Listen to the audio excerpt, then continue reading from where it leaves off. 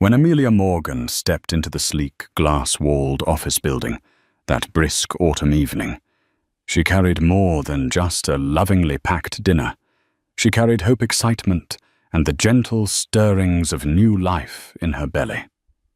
Each footstep echoed with resolve, a testament to her devotion to her husband, James. But never could she have imagined the dark secret hidden behind those polished doors. As she approached the office suite, Amelia's heart pounded with anticipation, unaware that everything she believed about her marriage was about to unravel. Little did she know the next few minutes would change her life forever. Amelia Morgan had always believed that love was meant to endure, no matter the challenges. She and James met in their junior year of college at the University of Chicago, where he studied finance, and she pursued a degree in journalism. From the outset, they appeared to complement each other perfectly. Amelia's vivacious yet compassionate spirit balanced James's ambitious and studious nature. When they married 3 years after graduation, many who attended the wedding commented that theirs was a union blessed by the heavens themselves. Over the years, Amelia watched James climb the corporate ladder at Highland & Brown Investment Group, heading to the office early and coming home late. His dedication eventually landed him the position of Chief Financial Strategist, an impressive title to be sure, but one that demanded an almost unimaginable level of commitment. While James was consumed with stock markets, client meetings, and late-night deadlines, Amelia turned to freelance journalism. She penned human interest stories, many of which got published in local newspapers like the Chicago Tribune. She didn't mind that her husband was busy. She took pride in being the supportive partner. Besides, she had her writing her circle of friends and a strong sense of independence. Their bond only grew stronger when Amelia found out she was pregnant. They had talked about having children in the future, but neither expected it to happen so soon. Still, James was overjoyed, or at least that was what he showed on the outside. He doted on Amelia in the early months, rearranging his work schedule to attend prenatal checkups and even reading parenting books at night. As Amelia's belly grew, so did her affection for James. She felt ready to evolve from just being his wife and confidant into the nurturing mother of his child. She believed their marriage would become even more solid and grounded. It never crossed her mind to doubt James's faithfulness. In the background, though, certain subtle changes took root. James started receiving an unusual number of late-night calls, which he would answer in hushed tones. He began taking business trips on short notice. More nights than not, James returned home after Amelia was asleep, offering half-baked excuses about urgent crises at work. Amelia, trusting by nature, didn't probe too deeply. She was busy writing an expansive piece for Chicago Monthly about local heroes making a difference in their communities. Then came the day she decided on a whim to surprise James with a home-cooked dinner at his office. She wanted to nourish him with both warmth and homemade goodness, to remind him that even in the chaos of corporate life, love awaited him. Late October's chilly wind greeted Amelia as she left their suburban home. With one hand resting protectively over her belly and the other clutching a thermal bag of steaming lasagna, she navigated her car toward the downtown area. The city lights twinkled in the distance like scattered stars that had fallen to earth. Amelia felt a gentle wave of hopefulness wash over her. She couldn't wait to see James's surprised, grateful expression when she showed up. After all, it was her thoughtful gestures that had drawn him to her back in college. A subdued sense of unease grew in her, though a product of the recent changes in his behavior. She scolded herself for being paranoid. James was a devoted man who had never given her any genuine reason to doubt him. Instead, she forced herself to think about the little fluttery movements of the baby inside her. She hummed softly to calm her nerves. A baby was on the way, and love needed to be at the forefront of her thoughts. Even so, a faint recollection surfaced. 2 nights prior, James had come home past midnight, reeking of expensive perfume that Amelia didn't recognize. She wanted to ask him about it, but he had immediately jumped into the shower, explaining that he and a colleague had spent the evening at a fancy restaurant with a client. She remembered hugging him afterwards and feeling a subtle distance, something intangible yet real, pushing those doubts aside yet again. Amelia parked her car in the visitors section of the underground lot, carefully grabbed the food and checked her reflection in the rearview mirror. Her cheeks were flushed from the walk in the cold, and her dark hair was slightly tousled. She smoothed down her coat, patted her bump, and took the elevator to the 26th floor. The reception area was surprisingly quiet for an early evening, with only a few lights illuminating the corridors.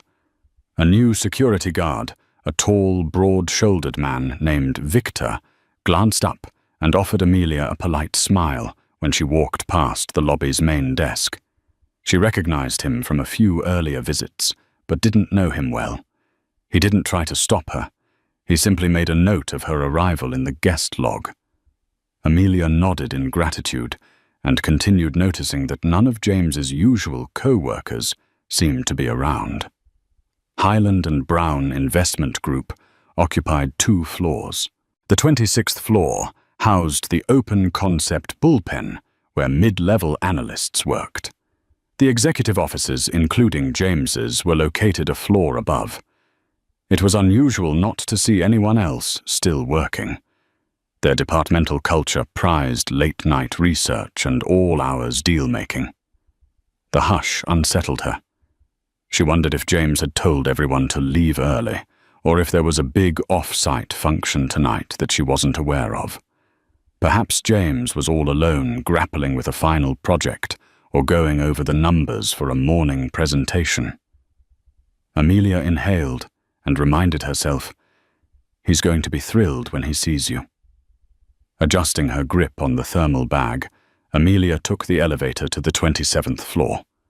The doors opened to a corridor with marble floors, reflecting the gentle glow of track lighting. She walked down the hallway, her footsteps echoing. Each stride seemed to amplify her heartbeat until she was standing before the glass door, emblazoned with James's name, James Morgan, Chief Financial Strategist. She took another breath, steeling herself. The door was slightly ajar. That was odd. James usually locked it when he worked late to maintain privacy. She could hear muffled voices inside, though one voice in particular caught her attention, a woman's voice. Amelia's lips parted as a strange mixture of confusion and dread spread through her chest. Surely there had to be a reasonable explanation. Perhaps a co-worker was helping him with a last-minute project. Mustering her composure, Amelia turned the knob and walked in. Inside the office, the overhead lights were dimmed, replaced by the subtle glow of a floor lamp beside James's polished mahogany desk. Documents and binders were strewn across the surface.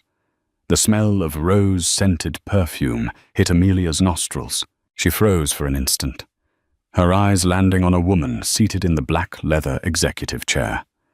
James's chair, which Amelia herself had gifted him on his birthday 2 years ago. The woman's presence was startling enough, but what made Amelia's heart lurch was the detail of her attire. She wore an emerald silk blouse and a form-fitting charcoal skirt that looked exactly like the set Amelia had hung in their bedroom closet a week ago, freshly laundered. Amelia felt rooted to the spot, her mind unable to process the betrayal playing out in front of her. Behind the woman stood James, one hand resting on her shoulder. His tie was undone shirt, partially unbuttoned, as though he'd hurried to dress just before Amelia walked in.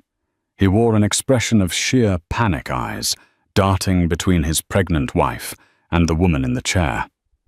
The lady turned around slowly, meeting Amelia's gaze with a smug, almost defiant air. Her name, as Amelia would soon learn, was Isabel Reed, a newly hired financial researcher who had become far more than just a co-worker to James. In that instant, Amelia's entire body quivered with shock and heartbreak. The thermal bag slipped from her grasp, falling to the floor with a muffled thud. It seemed symbolic, the shattering of her illusions about their marriage. Her lips formed a silent question. She couldn't bring herself to speak aloud. Her eyes darted to James, seeking an explanation, a denial, anything. James's face pale as moonlight seemed to register the catastrophic impact of the scene. He stammered her name, Amelia, as though that single word could rectify everything. Isabel rose with languid grace, letting Amelia's eyes wander over the outfit, Amelia's outfit, that the other woman wore so brazenly. James attempted to step forward, arms outstretched. Amelia instinctively recoiled, tears stinging her eyes. Her confusion morphed into fury. "How could you?" she demanded, her voice trembling with outrage. In an almost laughable cliché, James stammered, "It's not what it looks like." The statement seemed so ridiculous that Amelia nearly let out a bitter laugh. She could see perfectly well what it was. It was betrayal, cunning, and heartbreak, all condensed into this humiliating tableau. She might have dismissed suspicious signs before, but now there was no denying the reality. James's pregnant wife and the mistress in her clothes with the husband standing between them. This was no misunderstanding. Isabel, coldly elegant, even in that stolen blouse, leaned against the desk regarding Amelia through half-lidded eyes. "James," she said, her tone as smooth as glass, "I think it's time to tell her the truth." The audacity in her voice, the apparent lack of shame, sent a jolt through Amelia's core. Focusing on James, Amelia saw the glimmer of tears welling in his eyes. He reached a trembling hand toward her. "Amelia, listen," he pleaded, sounding on the verge of breaking. "I never meant for things to go this far." "What does that mean?" Amelia shot back. "How long has this been happening?" Isabel answered before James could. "About 6 months, give or take." Her response seemed deliberately pointed. Amelia's eyes flashed with rage, and she turned to James, expecting him to deny it. But James's gaze dropped to the floor, confirming Isabel's statement. 6 months. That meant James had been unfaithful almost from the beginning of Amelia's pregnancy. A wave of nausea overwhelmed Amelia, and she gripped the edge of the doorframe to steady herself. She felt an immediate protective instinct for the child inside her.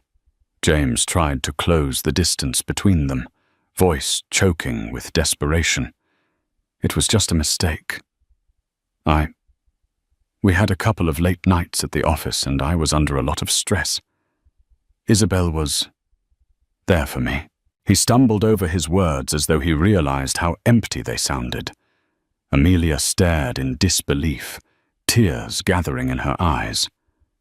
"A mistake you've been repeating for half a year," she replied, voice trembling. "And you had the nerve to let her wear my clothes." James looked equally ashamed and panicked, seemingly at a loss for words.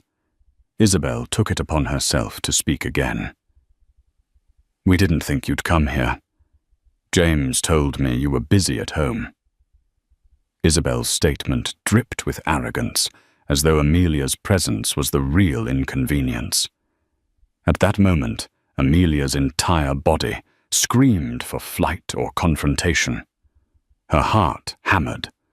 Her mind reeled, and she realized with heartbreaking clarity that the life she had envisioned was never as secure as she believed. Still with a baby on the way, She knew she couldn't afford to collapse. Summoning a strength she didn't know she possessed, Amelia steadied herself. She shot James a withering glare before locking eyes with Isabel. "You can keep the clothes," she said, her voice quivering. "They're ruined to me now." Amelia left the office in a rush, tears burning hot tracks down her cheeks. She fumbled with the elevator buttons, nearly dropping her phone as she tried to call a cab, her car keys trembling in her hand. Before she could even step inside the elevator, James sprinted out after her, calling her name repeatedly. She refused to turn around. In her mind, every step away from him felt like a measure of self-preservation. When she reached the underground parking lot, James was still trailing behind her, panting and breathless. "Amelia, wait. Please, we can talk this out." She spun, tears streaking her face. "Talk, I saw everything, James. What's left to discuss? You betrayed me, and our baby." She cupped her belly protectively. Her voice nearly broke on that final word. He tried again, voice trembling. "I'm so sorry. I swear I'll end it. I'll do anything. Please let me explain." But Amelia had no room for explanations. She felt physically ill, humiliated, and deeply wounded. Shaking her head, she got into her car. Her hands trembled so violently that it took 2 tries to start the engine. James placed a hand on the window, his eyes rimmed with tears. She turned away and drove off into the night, leaving him a lonely silhouette in her rearview mirror. By the time she reached their suburban home, Amelia's eyes were raw from crying. Inside the darkened living room, she sank onto the couch, burying her face in her hands. She could almost feel the baby stirring in response to her turmoil, reminding her that life continued within her, despite the upheaval. Part of her wanted to call her best friend Lauren Brown from Glendale, someone who'd always been her confidant since their middle school days. But she felt too raw, too ashamed to speak the words, "James is cheating on me." Eventually, she summoned the courage to dial. Lauren picked up on the second ring, her voice filled with concern. Without waiting for formalities, Amelia let the story pour out in a broken torrent. James, the late nights, Isabel's smug face, the stolen clothes. Lauren listened silently, and when Amelia finally paused, her friend spoke with a gentle but firm tone. "Get out of there, Amelia. You can't stay in that house alone with all these memories haunting you." "I can't just go." Amelia sniffled, wiping her nose with a tissue. "I'm pregnant." "Where would I go?" "You can stay with me," Lauren offered without hesitation. She lived about 2 hours away, but that distance might prove a safe haven. "Or if you want, I can come to you right now. You shouldn't be alone. This is too big to handle on your own, especially with the baby." Amelia, though grateful, hesitated. She wasn't sure of her next move. She just needed a night to think. "Let me see how I feel in the morning, okay?" she whispered. Lauren agreed to call again at sunrise, reminding Amelia that no matter what, she had a place to escape if she wanted it.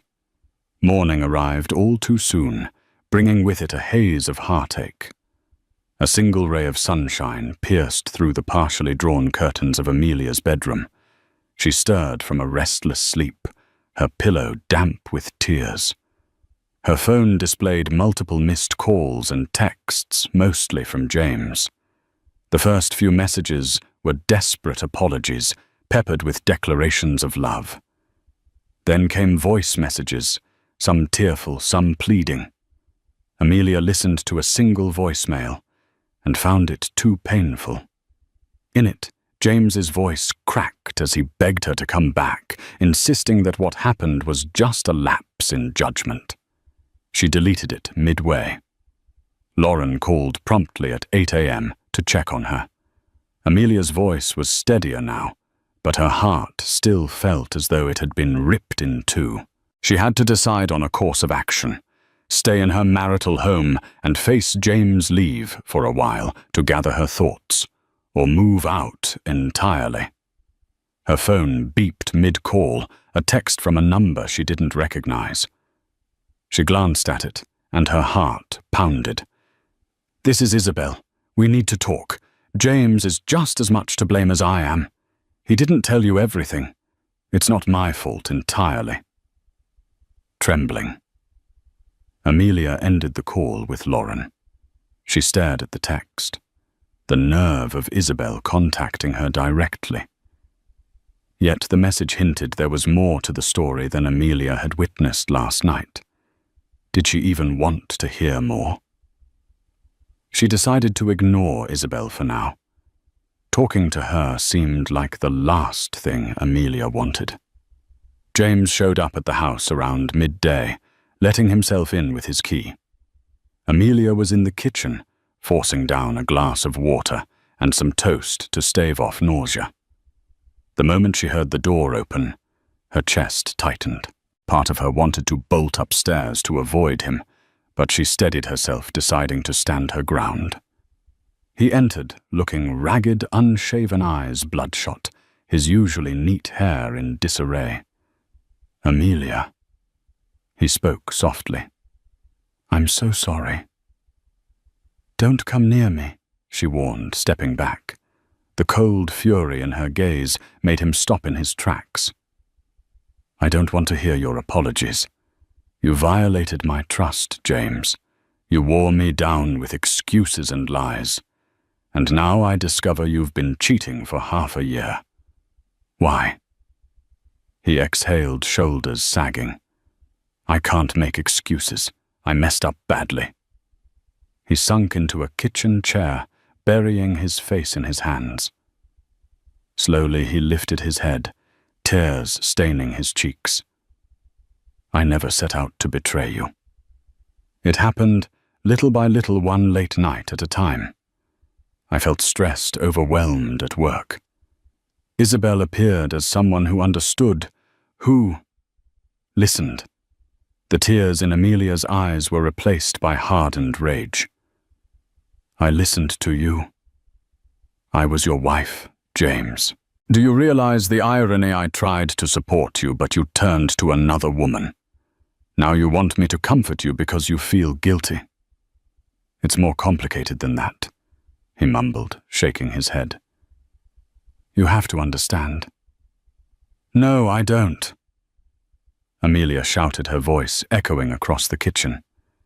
She caught herself placing a protective hand on her stomach. The baby didn't need this stress. Lowering her voice, she added, "What else haven't you told me? Isabel said you were hiding more." James paled at the mention of Isabel's message. "She texted you?" he asked, voice quivering. Amelia only nodded curtly. James's eyes darted away in shame or fear. "I don't know what she told you, but whatever it is, it doesn't change how sorry I am." The conversation was draining. Amelia felt her head spinning. "I can't do this right now," she murmured. "I need space." His gaze latched onto her eyes, pleading. "Let me at least stay in the guest room. I can cook for you, help around the house. I don't want to leave you alone, especially with the baby." Amelia gave a mirthless laugh, tears welling anew. "You didn't think about the baby when you were with her. Don't pretend to care now." She took her coat from the rack and left the house, leaving James slumped in the kitchen. She needed air clarity, and perhaps a moment of solitude to keep herself from collapsing into a sobbing wreck. Instead of driving aimlessly, Amelia went to a small cafe near the local library, a place she often visited when searching for inspiration. The barista, a young man named Andy, recognized her and offered a friendly smile. She ordered chamomile tea, hoping it would soothe her frayed nerves. With her tea in hand, she settled into a cozy corner. The events of the past day blurred in her mind. Isabel's smug face, James's tearful pleas, her own heartbreak. The baby shifted in her womb as if sensing her turmoil. She was about to cry when her phone buzzed again. Another text from the unknown number. You deserve to know. Meet me at the Brewster Lounge tonight, 7 p.m. This is bigger than just an affair. Trust me. Amelia stared at the message, heart racing. Was she truly going to meet Isabel? The rational part of her screamed that this was insane. Yet the mention of this is bigger than just an affair. Intrigued her, stirring a sense of dread. She couldn't let James's mistress manipulate her. On the other hand, if there was more to learn, she deserved to know it. She typed a response. Fine. 7 p.m. The Brewster Lounge was an upscale bar perched on the 20th floor of a sleek high-rise, offering panoramic views of downtown Chicago's shimmering skyline. Amelia arrived 20 minutes early, her nerves in knots. She took a seat in one of the plush leather chairs near the window. The hostess offered a menu, but Amelia only asked for water with lemon, no appetite for anything else. At precisely 7 p.m., Isabel Reed sauntered in, exuding polished confidence in a form-fitting black dress. Her hair was pinned up elegantly, accentuating her sharp cheekbones. The memory of seeing this woman in her own clothes made Amelia's stomach turn. Isabel approached with a cool smirk sliding into the chair across from her. They locked eyes, tension crackling between them. You came, Isabel said, her voice low, as though they were partners in a dangerous secret. Cut to the chase, Amelia responded, her tone icy. Why am I here?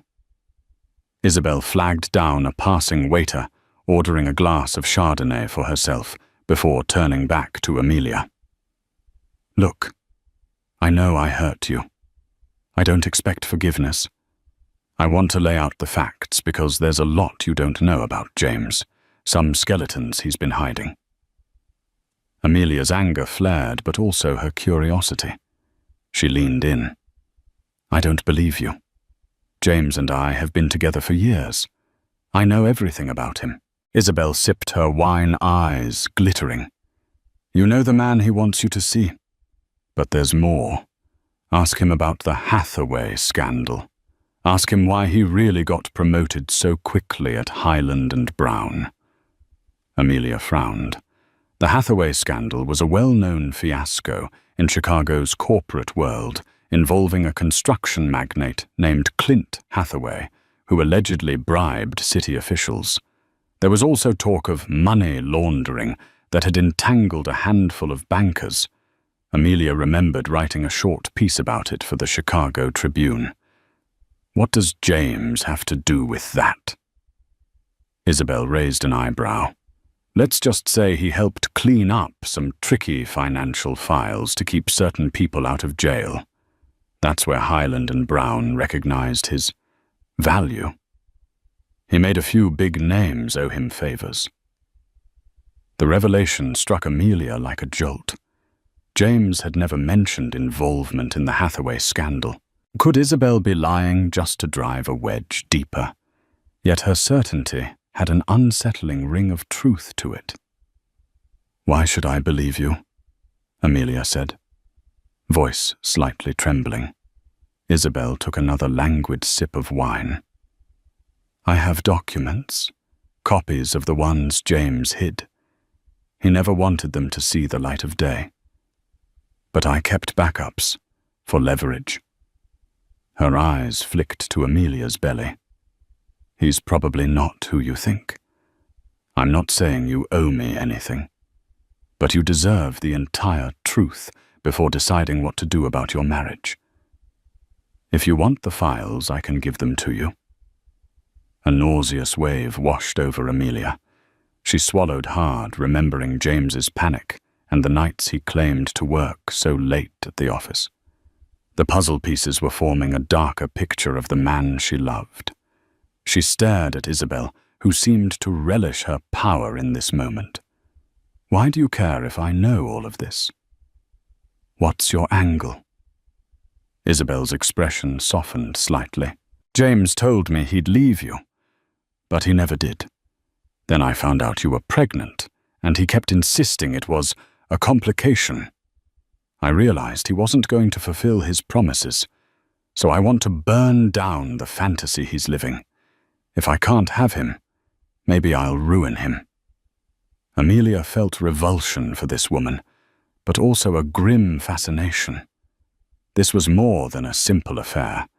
It was a twisted web of blackmail, power plays, and half-truths.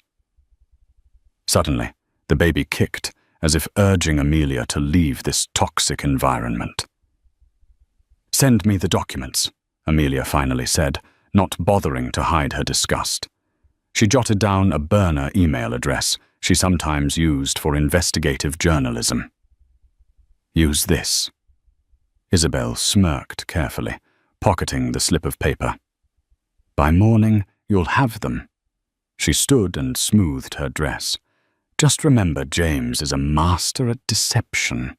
If you think you know him, you're mistaken." With that, she left, leaving Amelia alone with a mind reeling from the horrifying possibilities. Amelia returned home around 9, physically exhausted and emotionally drained. James was waiting in the living room, pacing. When she entered, he rushed to her side. "Where were you?" "I was worried sick." She brushed past him, refusing to let him touch her. "Meeting Isabel," she said, tersely removing her coat. She watched his face go ashen. "She told me something about the Hathaway scandal." James's face crumpled. He dropped onto the sofa, burying his face in his hands. "I was afraid she'd drag that into this," he mumbled. "It was a long time ago, Amelia. It was just one job. I had no idea how deep it went until it was too late." Her voice trembled with fury. "You never told me. You never even hinted. You were complicit in that fiasco. Do you realize people went to prison and you just walked away scot-free?" He sighed heavily, tears threatening to spill again. "I didn't launder money or anything. I was asked to restructure some accounts. I realized later it was hush money. Then Highland and Brown quietly promoted me because I kept my mouth shut. I was too scared and ambitious to blow the whistle. I rationalized it, telling myself I was protecting us." Amelia's mouth fell open in disbelief. "Protecting us? By getting tangled in illegal schemes? How am I supposed to trust a word you say now? You cheated on me for 6 months. You withheld your involvement in a huge scandal. What else is there?" James sprang up, reaching for her hands. She pulled away. He looked devastated. "Nothing else," he pleaded. "That's the whole story."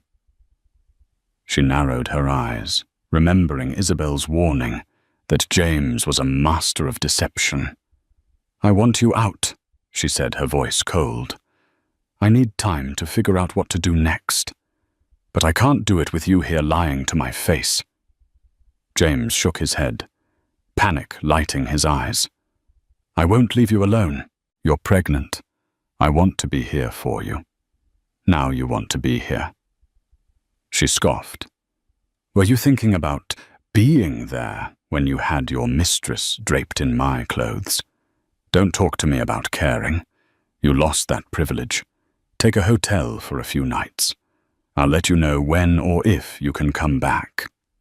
He protested, but Amelia's determined rage was a force he couldn't overcome. Eventually, he packed a small bag, tears staining his face, and left. When the door clicked shut, Amelia exhaled shakily, fighting a fresh wave of tears. She hadn't felt so alone in years. The next morning, Amelia woke to find multiple emails in her burner account from Isabel Reed. The subject line read, "The truth about James." She opened them with trembling fingers. Attached were dozens of PDF files, bank statements, incriminating correspondences, transactional records with suspicious transfers. Amelia's stomach twisted. It confirmed James had indeed been embroiled in the Hathaway scandal, albeit in a covert manner. Some emails even suggested James was aware that the money originated from illegal bribes. Reading through them, Amelia felt her faith in James unravel even further. He was not just an unfaithful husband, but also a man capable of playing a dangerous game in the corporate underbelly. Fear sprouted within her, fear for her future and for the babies. She also discovered a thread of messages between James and Isabel, spanning months. In them, James wrote about his frustrations with domestic life, blaming Amelia for being too focused on the pregnancy. He vented that he felt caged. It was a vile betrayal of what she had believed to be a loving relationship. Every word cut like a knife. The final email from Isabel read, "You see now. He doesn't deserve either of us. Do what you will with this information. I'm done." Numb. Amelia closed the laptop. The one person who might help her make sense of this chaos was Lauren. She quickly called her friend, voice shaky, as she recounted the new revelations. Lauren, furious on Amelia's behalf, insisted she move out for a while, at least until she decided what to do long term. After all, James had the money and resources to manipulate situations to his advantage. Amelia resisted, initially reluctant to leave behind the home she had worked so hard to build. But the weight of betrayal and uncertainty regarding her safety, emotionally and maybe even legally, convinced her to accept Lauren's offer. That afternoon, Amelia packed a few clothes, her laptop, and some essentials for prenatal care. She left a note for James, short and stern, "I need time and space. Do not contact me unless it's an emergency." She hopped into her car and began the 2-hour drive to Glendale, where Lauren lived. The road ahead felt symbolic of her internal journey, a path out of the life she once cherished and into an uncertain future. Arriving at Lauren's cozy bungalow, Amelia felt the weight on her chest ease a fraction. Lauren greeted her at the door with a warm, tight hug. "I'm here for you no matter what," she whispered, leading Amelia inside. The next few days passed in a blur of tears, anger, and heartache. Lauren proved to be a patient listener, letting Amelia cry it out multiple times a day. By the third day, Amelia finally mustered enough emotional energy to call her obstetrician, Dr. Victoria Lawson from Brooklyn, now practicing in Chicago, to explain the recent stress in her life. Dr. Lawson was sympathetic, advising her to prioritize her emotional well-being for the baby's sake. She offered to connect Amelia with a therapist who specialized in prenatal and postpartum mental health. Amelia agreed, feeling that maybe a professional could help her navigate this crisis. While at Lauren's, Amelia received daily calls from James, which she ignored except for one brief conversation. During that call, James apologized over and over, but offered no real solutions or acceptance of blame beyond, "I messed up." Amelia was done listening to half-hearted admissions. She hung up and refused to answer his calls thereafter. In the meantime, she contemplated her future. Could she raise the baby alone?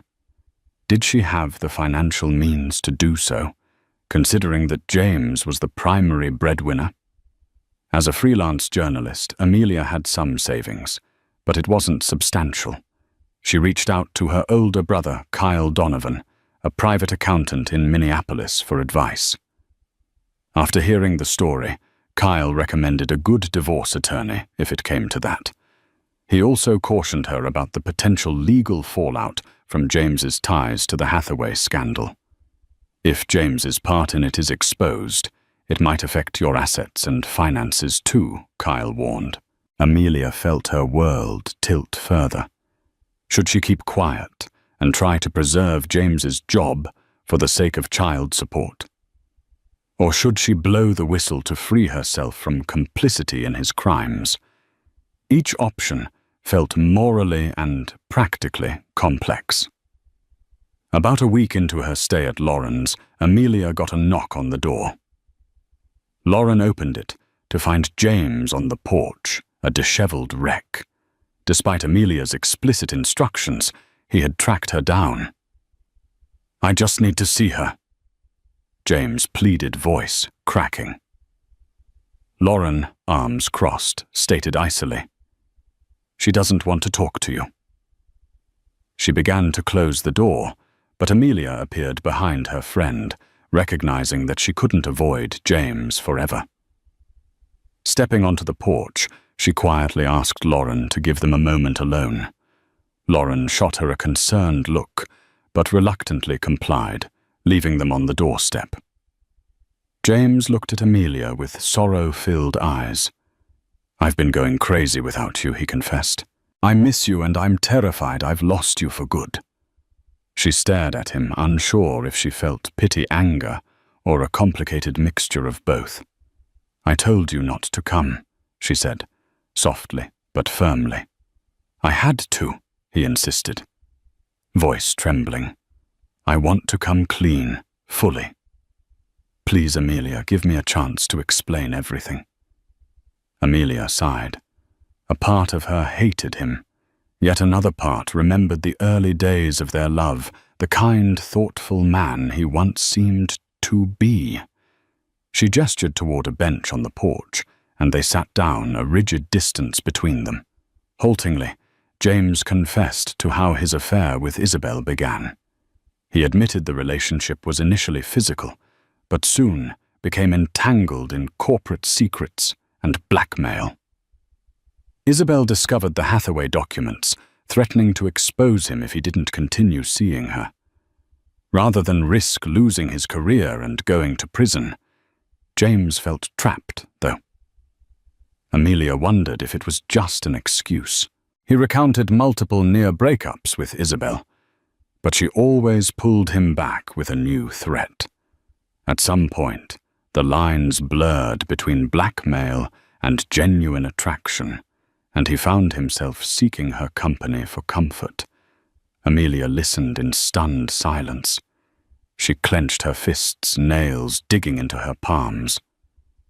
"So you stayed with her because she was blackmailing you, and at the same time because you liked it," she said, voice dripping with bitterness. He nodded, tears slipping down his cheeks. "I was weak. I was selfish. But you have to know I love you. I love our baby. I swear on my life I'll do anything to fix this." She closed her eyes, tears forming. "You can't fix what you destroyed so easily. I can't even look at you without remembering all the lies. And now I'm caught in the middle of your corporate crimes and your mistress's threats. Do you have any idea how unsafe I feel?" James nodded again, choking out. "I'll turn myself in. I'll confess everything. I just want you to feel safe. I'm willing to accept any punishment to have a chance with you and our child." Her eyes snapped open. She studied him carefully. Was he truly ready to risk it all just to make amends? Part of her found it hard to believe. Yet the raw desperation in his voice was compelling. "Let me think," Amelia finally said. "I'm meeting with a lawyer tomorrow. We'll see what happens." James started to protest, but she rose abruptly, cutting the conversation short. "Go home, James. You've done enough for one day." The next day, Amelia sat in a modest legal office with an attorney named Julia Thompson from Redwood City, who had a stellar reputation for handling high-conflict divorces and white-collar entanglements. Lauren accompanied her as moral support, sitting quietly in the waiting area. Amelia felt her nerves fray at the edges as she recounted James's infidelity, the Hathaway documents, and Isabel's blackmail. Julia listened intently, tapping notes into her laptop. After Amelia finished, Julia leaned back in her chair, lacing her fingers. "Your situation is complicated," she began, "but not without options. First, regarding the affair, that's grounds for a fault-based divorce in some states, but in Illinois, adultery doesn't necessarily grant a better settlement. However, it can influence spousal maintenance and custody decisions if there's evidence of harm or neglect." Amelia nodded, her stomach twisting. She dreaded the idea of custody battles, especially when the baby wasn't even born yet. As for the Hathaway scandal, Julia continued, "The risk is that if James is prosecuted, you may be under scrutiny too simply by virtue of being married. However, if you have no direct involvement, and we can prove you didn't benefit from his illegal activities other than standard living expenses, you had no reason to question you should be safe legally. Your bigger challenge is whether James's issues put your financial stability in jeopardy." Amelia swallowed hard. "What do you recommend?" Julia paused, choosing her words. "If you decide to divorce, we can file an immediate petition that includes spousal support and later child support. The court can freeze certain marital assets pending the resolution of James's legal situation. But if you think there's a chance of reconciliation, I suggest a post-nuptial agreement. It would protect you and your child from any legal and financial fallout. James would need to sign it willingly, effectively, separating your finances from any potential liabilities he faces." The notion of a post-nuptial agreement was new to Amelia. She mulled over it, exhaling a heavy breath. "I never wanted to handle my marriage like a business transaction," she whispered, tears gathering. Julia reached out a sympathetic hand. "I understand. But in crises like this, it's prudent to protect yourself and your child." That night, alone in the guest room at Lauren's house, Amelia couldn't sleep. She stared at the ceiling fan, spinning overhead, replaying Julia's advice. Divorce felt so final, so crushing, especially with a child involved. Could she truly imagine a future without James? But how could she stay married to a man who had lied so profoundly, who had found comfort in another woman's arms? Even if she found it in her heart to forgive, would the trust ever be the same? Then there was the matter of moral duty. Exposing James meant potentially saving others from corporate corruption. Yet that same act would jeopardize any child support or financial stability. It might even land James in jail. Was she willing to do that? Did she owe him any loyalty after what he'd done? She found herself sobbing again, feeling the baby kick. Softly she murmured to the child, "I'm sorry you have to go through this. I wish I could protect you from all of it." Eventually, she fell into a fitful sleep, haunted by nightmares of Isabel's smug grin and James's tear-streaked confessions. The following morning, Amelia called James, instructing him to meet her at a quiet lakeside park near Glendale. Surrounded by gentle waves and morning joggers, they sat down on a wooden bench. The crisp air carried the scent of pine. "I spoke to a lawyer," Amelia said, skipping pleasantries. "I have 2 conditions if there's any hope for us. 1, you sign a post-nuptial agreement that shields me and our child from any legal or financial fallout of your crimes. 2, you must turn yourself in or cooperate with the authorities regarding the Hathaway scandal. No more secrets." James's face tensed at her words. He chewed his lip anxiously before nodding. "I'll sign whatever you want. You have my word." His hands trembled, though, when he got to the second demand. "But do I really have to cooperate with the authorities?" Don't you realize what that could mean for me? For us? Amelia's expression hardened. You put your job and your reputation above our marriage for months. Now I'm putting our child's future and safety first. I refuse to be tied down by your deceit. The only path forward, if any, is total honesty. James looked as if he'd aged 10 years overnight. After a long pause, he nodded. All right, he whispered. I'll do it. I'll speak to the authorities. But you have to promise me something in return. If I do this, give me a chance to be a father to our child. Don't cut me out of their life. Amelia felt tears blur her vision. That depends on you, she said softly. How you handle yourself from this point forward will determine your role in our child's life. With that, she rose from the bench, leaving him with a swirling mixture of fear, hope, and desperation on his face. True to his word, James signed the post-nuptial agreement Julia Thompson prepared. A notary stamped it, and Amelia felt a rush of both relief and sadness.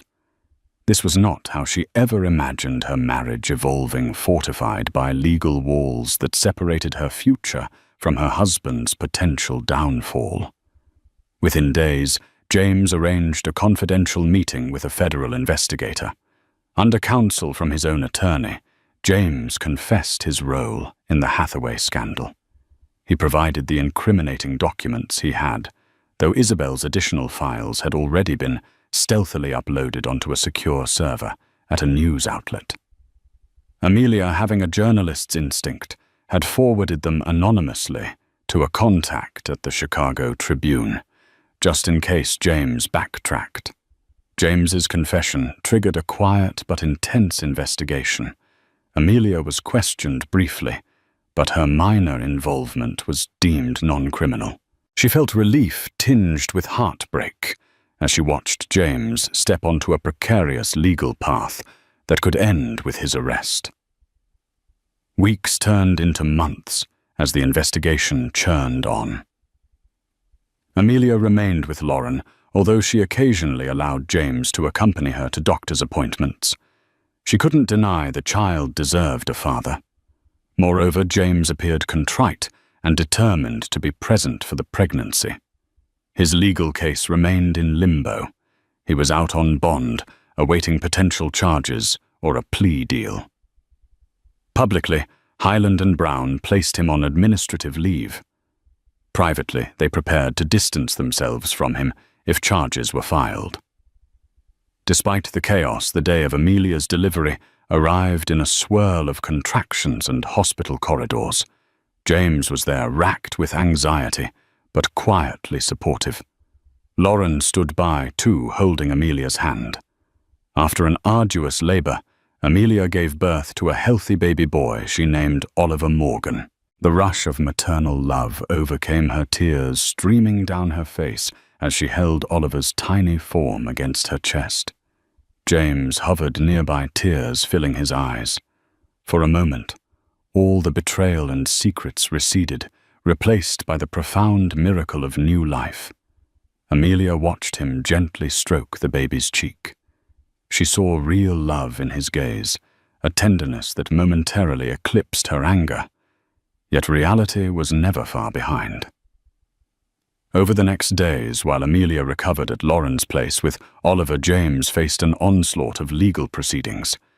The news broke about his involvement in the Hathaway scandal, causing a minor media sensation. James felt as though he was living on borrowed time, waiting for a final ruling. Isabel ironically seemed to vanish from the scene. Rumor had it she took a position at a different firm on the East Coast.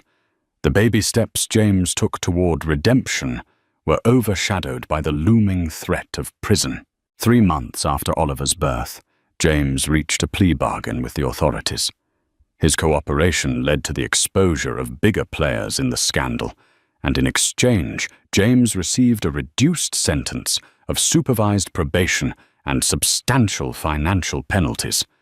He avoided jail, but his career was effectively over, and his professional reputation was in tatters. During this time, Amelia remained cautious. The postnup protected her and Oliver from James's financial liabilities.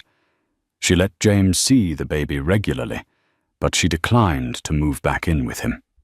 She needed to see whether he could truly rebuild his life and earn her trust. Slowly, he took a lower-level accounting job in a small firm living in a modest apartment, dedicating any spare time to Oliver. His affair with Isabel was now just a stain on his conscience, a memory that haunted him. Over the following year, James proved consistent. He attended counseling, both individually and with Amelia, who agreed to couples therapy only because it might benefit Oliver to have two parents who at least communicated. Day by day, the bitter anger in Amelia's heart thawed into cautious acceptance. She never forgot the sight of Isabel in her chair wearing her clothes. She never completely forgave the lies or the humiliation. But she saw genuine remorse and the man's desire to be a father. Ultimately, whether Amelia and James would fully reconcile remained uncertain, even as Oliver celebrated his first birthday. Yet one thing was clear. The illusions that once defined their marriage had crumbled, replaced by a raw understanding of each other's flaws. Their story was no longer a fairy tale, but neither was it wholly tragic. Life has always marched forward full of complexities and second chances or final goodbyes. For Amelia, in those rare, quiet moments, she'd cradle Oliver and reflect on everything that had transpired. She'd recall that fateful night she brought dinner to James's office and found a mistress sitting in her place wearing her clothes. It was the moment that shattered her world, and ironically the moment that pushed her to find her own inner strength. She didn't know if she and James could ever rebuild their relationship from the ashes. Yet she did know one thing: she had emerged from the storm stronger, with a fierce determination to protect herself and her child. And that at least was a victory she could hold on to. Thank you for joining me on this emotional roller coaster of betrayal, blackmail, and unexpected resilience. Amelia's story reminds us that sometimes the deepest betrayals can become the crucible for our greatest growth. Despite her heartbreak, she found courage to stand up for herself, protect her child, and walk a path toward healing, even if it meant sacrificing the fantasy of a perfect marriage. Life rarely fits into neat little boxes, and neither do our relationships. Yet hope can still blossom in the ruins of trust, showing us that every ending carries the seed of a new beginning. If you found this dramatic journey compelling, don't forget to like, share, and subscribe to my channel. Help me bring more stories like Amelia's to life stories of love, loss, and the powerful will to overcome. Your support makes it all possible. Until next time, stay strong and keep believing in second chances. Rich millionaire tries to hide affair at restaurant, but pregnant wife finds him with mistress. In the hushed ambience of the exclusive Le Serene restaurant, where celebrities hobnob with the world's wealthiest elite, a single table in the far corner glowed under a discreet halo of light. Patrons whispered while peering curiously at Julian Rothwell, a billionaire rumored to be the next Warren Buffett of the tech world. His presence exuded mystery until that night. Few had glimpsed him in public with anyone but his elegant, pregnant wife, Serena, yet on this particular evening he was not seated with his wife. A striking, unknown woman leaned toward him, her eyes bright with secrets that threatened to explode. Julian Rothwell was a man who existed in the nexus of power and scandal. Born into a wealthy family, he grew his inheritance into an empire that sprawled across tech startups, real estate ventures, and philanthropic endeavors. By the age of 35, The media had already dubbed him the next big thing in global finance. His father, Henry Rothwell, famously socialized with the likes of Richard Branson and Elon Musk at exclusive retreats in Davos, Switzerland. Julian followed suit by rubbing elbows with titans, such as Bill Gates, at philanthropic galas, forging connections that catapulted his business forward in quantum leaps. Despite his staggering net worth, Julian always maintained a carefully polished public image. He was known not just for his money, but for his seemingly solid moral compass. Well-spoken and charming, he donated millions to children's hospitals, including the St. Jude Children's Research Hospital and Boston Children's Hospital. Reporters found it easy to paint him as a philanthropic playboy with a heart of gold. Whenever asked about family, his warm grin and casual mention of "my wonderful wife Serena" seemed to confirm that behind the vast empire was a loving husband ready to become a father. Serena Delacroix Rothwell, an heir to an old French wine dynasty, was a picture of refinement. She was half French, half American, and fully mesmerizing. A petite woman with dough-brown eyes and a natural grace, she had captured Julian's heart during a chance meeting in Paris. The tabloids breathlessly covered their fairy tale wedding at a centuries-old chateau in the Loire Valley, featuring photos of the bride's gown by a leading Parisian designer. In all those pictures, Julian looked like he was worshipping the ground she walked on. Now, nearly 2 years into their marriage, Serena was 7 months pregnant, radiating that glow that mothers carry. Yet with each passing day, she felt Julian slip away inch by inch. It was more than just the typical burdens of a high-profile job. Julian was often absent, claiming urgent business across continents, from a new tech startup in Silicon Valley to a budding real estate project in Tokyo. And whenever she confronted him about the complexity of being left behind, he offered carefully packaged explanations delivered with a well-practiced charm. Still, the seeds of doubt had already been planted in Serena's heart. She saw the shift in Julian's mannerisms, something intangible and yet so obvious to a wife who recognized every tilt of his head and nuance of his speech. The phone calls that ended abruptly when she entered the room, or the endless text messages that elicited mysterious smiles, these little signs pointed to the unsettling possibility that Julian might be hiding something. On that fateful evening at Le Serine, Julian thought he would be safe. The renowned chef, Eric Ripert, was rumored to be in town, and the city's upper crust, including world-famous personalities, were rumored to frequent the restaurant. Little did Julian know that beneath Le Serine's sumptuous facade, a storm of suspicions and half-truths was about to erupt. Even more surprising, his pregnant wife had decided to book a private dinner at the very same establishment that night, determined to confirm or quell the haunting uncertainties in her mind. Le Serine was not just any restaurant. It was a temple of taste that combined the refinement of French cuisine with the edgy creativity of modern culinary trends. Soft golden lighting fell upon linen-draped tables, while the faint hush of whispered conversations intermingled with the polished sound of silverware sliding across porcelain plates. Julian arrived earlier than usual, accompanied by a leggy brunette in a sleek black dress that exposed just enough to spark curiosity. Camilla Hawthorne, an up-and-coming interior designer known to the design world's elite, had a reputation for capturing attention wherever she went.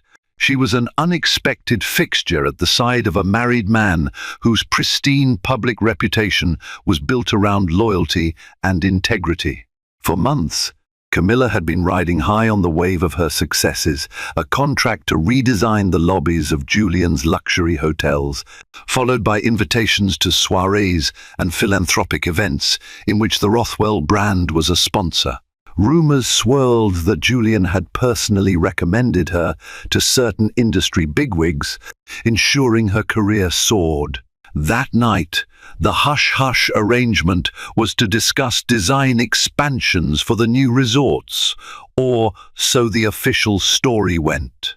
Yet, the tension in Camilla's voice, coupled with the adoring gleam in her eyes, hinted that this late dinner was far from a straightforward business meeting. Julian tried to maintain an air of calm as they settled into a private booth near the back, away from the public gaze. Their table was adorned with fresh roses, and an overpriced vintage wine, chilled to a perfect temperature, sat within arm's reach. Every detail was arranged to create a sense of exclusivity and hush, something that on any other night might have gone unnoticed. Yet, unbeknownst to Julian, Serena had arrived at Le Serine a mere 10 minutes earlier. She was seated 2 tables away, hidden by an ornate partition, accompanied only by her childhood friend and loyal confidant, Margot Lefebvre. Margot was someone Serena trusted implicitly, a steadfast friend who flew in from Bordeaux upon hearing the trembling anxiety in Serena's voice. Although pregnant, Serena insisted on investigating the suspected affair on her own. Margot, out of concern for her friend's fragile state, had reluctantly agreed to accompany her. As Serena sipped water, wine was off the table for her these days, and forced herself to scan the menu. Her hands trembled. She half hoped to see nothing amiss. Maybe the swirl of suspicion and jealousy was all in her head. Then the staff quietly escorted Julian and Camilla through the restaurant. In that split second, the tiny cracks of doubt in Serena's world fissured into a chasm. She watched as her husband seated an elegant woman far younger than he, leaning in close to whisper something that made the woman laugh. The expression of complete adoration on Julian's face was something that Serena had not seen from him in a long time. The effect was shattering. A swirl of shock, anger, and heartbreak churned in her, making her breath hitch. Margot grabbed her hand under the table, alarmed that her worst fears had come true in a matter of seconds. Never in her life had Serena felt such anguish. She realized she couldn't simply jump out of her seat and confront them, not with the eyes of high society upon them. Above all, she knew that any public outburst could harm the child she carried, not to mention risk humiliating her entire family. Instead, she vowed to watch quietly, to piece the puzzle together, before deciding her next move. Little did she know that the next few hours would bring an explosive unraveling of truths that would shake every foundation upon which her life was built. Julian and Camilla, oblivious to being watched, allowed themselves the luxury of soft conversation peppered with flirtatious gestures. The wine in front of Camilla seemed to give her courage. Her laughter grew more carefree as the minutes ticked by, and Julian occasionally placed a hand over hers, a stolen touch that made both hearts flutter. Serena's table, though just steps away, felt like a different universe. Time moved painfully slowly for her. She dissected their every move, the arch of Camilla's eyebrow, the angle of Julian's leaning torso, and the dreamy tone of their hushed voices. Each detail weighed upon her heart like a boulder. It was beyond doubt Julian was deeply, intimately involved with this woman. Margot wanted to stand up and drag Serena out of that painful scene. She whispered, "You don't need to watch more." But Serena insisted on staying. Some part of her needed confirmation beyond measure, needed to face the betrayal head-on. No illusions, no half-truths. If her husband was truly seeing another woman while she carried his child, then there would be no more reason to cling to false hopes of marital bliss. Across the room, the restaurant's manager, clearly recognizing Julian Rothwell, approached the couple to personally ensure their comfort. Camilla, in her starry-eyed excitement, mentioned the possibility of traveling to one of Julian's new beach resorts in Hawaii. Julian's eyes flickered with a mixture of caution and delight. He motioned for secrecy, but the manager merely bowed away with a smile, used to overhearing delicate negotiations. None of them had any inkling that Serena was near enough to hear every syllable. In that moment, Serena's thoughts churned. Had Julian taken Camilla on secret getaways? Was this the first time, or one of many? The last time Serena and Julian had a vacation together was months ago to Lake Como, when she was barely entering her second trimester. Even then, Julian had seemed distant, spending hours on the phone explaining that an important investor named Alexander Pierce might be pulling out of a major real estate deal. She had accepted his excuses, gullible, or perhaps just wanting to believe that their marriage was beyond the petty heartbreak of an affair. At length, Camilla rose from her seat, presumably to visit the restroom. As she glided past the partition where Serena and Margot sat concealed, she accidentally locked eyes with Margot. For a second, Camilla froze. Recognition flickered. Camilla had briefly met Margot at an art gallery event a few months prior, introduced by none other than Julian Rothwell himself. A myriad of expressions crossed Camilla's face: confusion, then the realization of the predicament. Serena, hidden by the partition, prayed to remain unseen. Yet the damage was done. Camilla had recognized Margot, and soon she would piece together that Serena was near. Panic soared in Camilla's veins, and she dashed off to the restroom, heart pounding. A million scenarios hammered in her head. Should she warn Julian? Should she slip out quietly? Was the entire web of secrecy about to come crashing down in a very public way? Meanwhile, Margot locked eyes with Serena. Her grip tightened on her friend's hand as if to say, "Be ready. The confrontation is coming." Camilla stood before the restroom's gilded mirror, her heart racing. She dabbed a bit of cold water on her wrists, hoping it would quell the sudden wave of anxiety. Could it be that Serena was here, only a few feet away, separated by a thin wooden partition? The implications were staggering. If Serena had overheard even a fragment of their conversation, the entire facade that Julian meticulously built could unravel. She recalled the earlier days of her involvement with Julian. At first, she had dismissed the possibility of romance, focusing solely on the business side: her design projects, the brand collaborations, the philanthropic events. But the lines blurred when Julian offered her an all-expenses-paid trip to his ski lodge in Aspen under the guise of finalizing interior designs. One evening, a shared bottle of wine led to laughter, confessions, and ultimately an embrace that changed everything. Both had justified it as a moment of weakness, never to be repeated. But as days turned into weeks and the spark between them grew, they found themselves drawn deeper into an affair that demanded continuous layers of secrecy. Back at the table, Julian began to notice Camilla's protracted absence. Was she unwell or spooked? An uneasy feeling unsettled him. He recalled he had spotted a woman in a red dress earlier who, from behind, looked a lot like Margot Lefebvre, a name that spelled trouble if she was indeed here. Margot was fiercely loyal to Serena. If she was around, it likely meant Serena was also near. Within moments, Camilla returned, her eyes flickering with turmoil. She leaned close to Julian and whispered, "We need to leave now." "I just saw Margot." Julian's heart plummeted. He locked his jaw, trying not to draw attention from the surrounding tables. "Are you sure it was her?" he hissed back, scanning the room. He glimpsed the partition, the subtle shape of someone seated behind it, but the angle was too discreet. "If it's Margot, then Serena might be here," he concluded under his breath. Camilla nodded. The swirl of guilt, adrenaline, and fear tangled in her stomach. They had been so careful avoiding public entanglements, booking dinners in private rooms, traveling incognito. Now, it seemed all of that caution was undone by sheer coincidence. Or was it fate? Before Julian could slip out quietly, the sommelier approached with their main course, presenting it with the flourishes typical of a Michelin star establishment.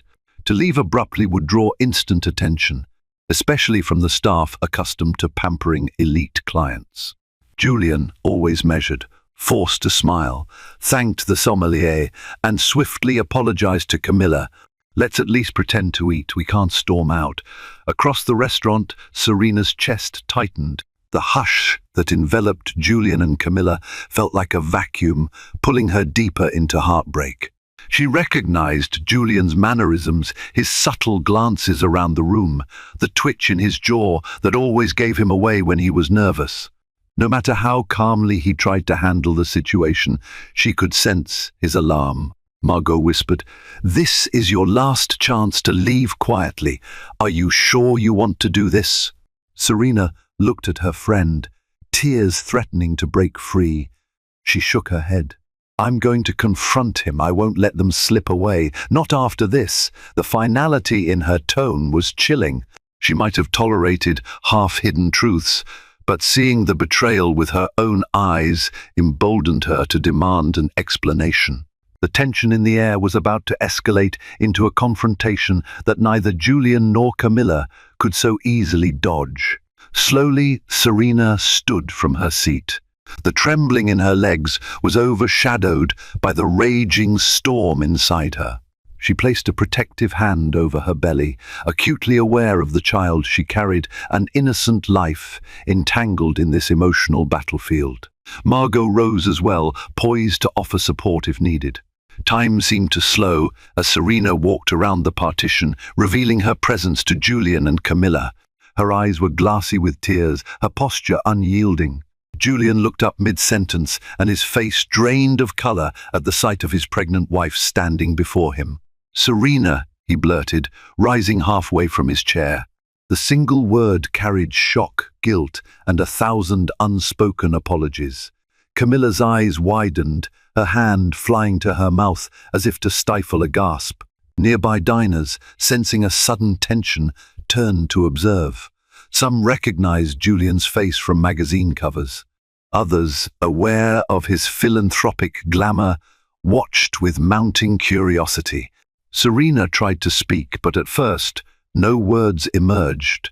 Her eyes flicked between Julian and Camilla. The discreet hush of the restaurant served as a stage for her heartbreak. She finally managed, "Are you going to introduce me to your guest?" A hush descended, thick enough to cut with a knife. Julian swallowed. "Serena, this isn't what it looks like," he began. The cliché nature of that defense only sharpened Serena's fury. She shook her head, anger blazing in her eyes. "Really?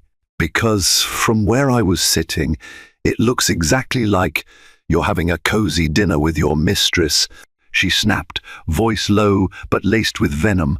Her words cut through the quiet. Camilla pressed her lips together, tears of humiliation threatening to spill.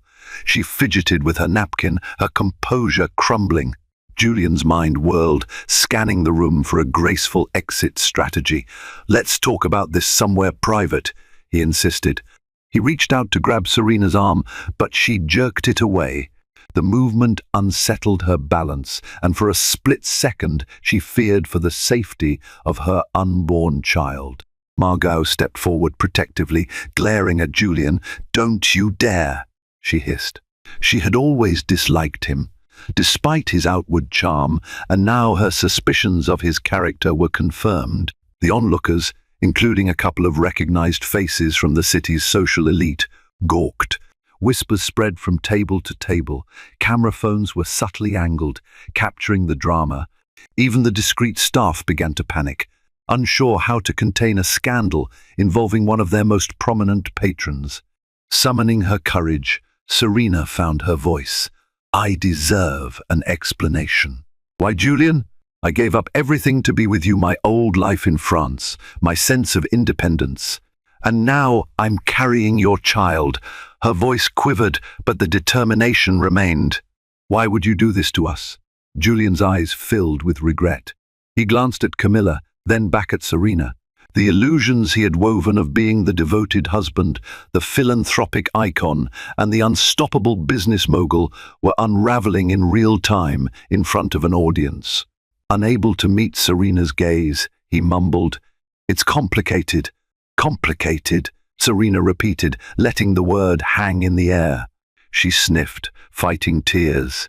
"You know what's complicated, Julian?